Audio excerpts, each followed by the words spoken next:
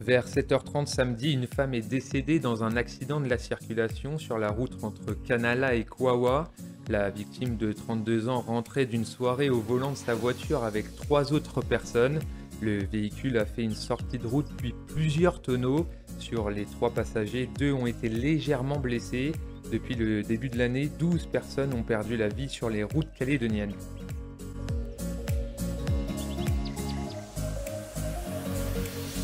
Dimanche, une soixantaine de gendarmes ont mené une opération judiciaire afin d'arrêter les 2 suspects du braquage du magasin d'alimentation Chez Allé à Kawa.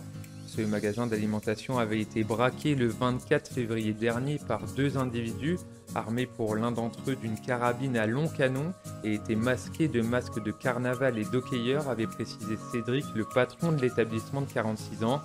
Les braqueurs présumés seraient 2 hommes défavorablement connus des services. Ils ont été écroués au camp Est.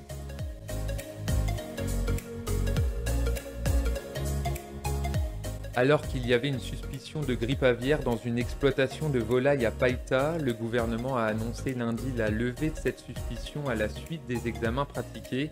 Il n'y a donc pas de grippe aviaire détectée au sein de l'élevage, telle que celle qui sévit en métropole ou au niveau international, a affirmé le gouvernement. Il a également assuré que la consommation de produits à base de volaille ne représentait aucun risque.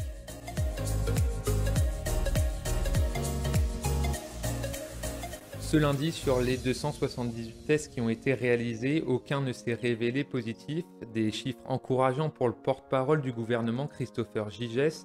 Nous restons mobilisés sur les gestes barrières et les mesures de confinement. Nous ne crions pas victoire, mais c'est une bonne nouvelle à l'instant T, a lancé le porte-parole du gouvernement.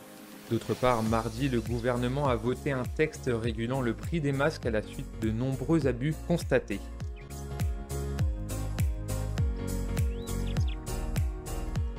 Réservée prioritairement aux plus de 75 ans, la vaccination s'ouvre dorénavant aux personnes de 65 ans.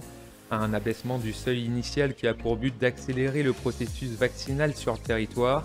Le gouvernement a affirmé recevoir via ses centres de vaccination 46 000 appels quotidiens.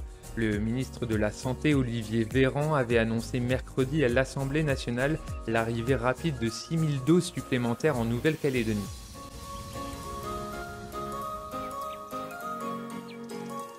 Le reconfinement prévu pour durer jusqu'au 22 mars a été prolongé jusqu'au dimanche 28 mars par le gouvernement, soit une semaine supplémentaire. Dans le même temps, le gouvernement a décidé d'avancer les vacances scolaires d'une semaine. Elles auront donc lieu du 29 mars au 11 avril. Cette prolongation permettra aux experts de terminer les investigations autour des voyageurs en provenance de Wallis et Futuna.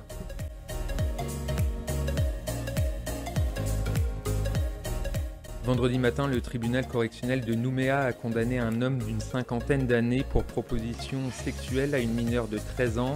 Pendant plusieurs mois, l'animateur et clown pour enfants correspondait avec la jeune fille en envoyant des messages à caractère sexuel. Mais en réalité, l'adolescente n'était autre qu'un compte virtuel détenu par un collectif qui traque les pédophiles sur Internet. Il a écopé de 2 ans de prison, dont un ferme avec incarcération à l'audience.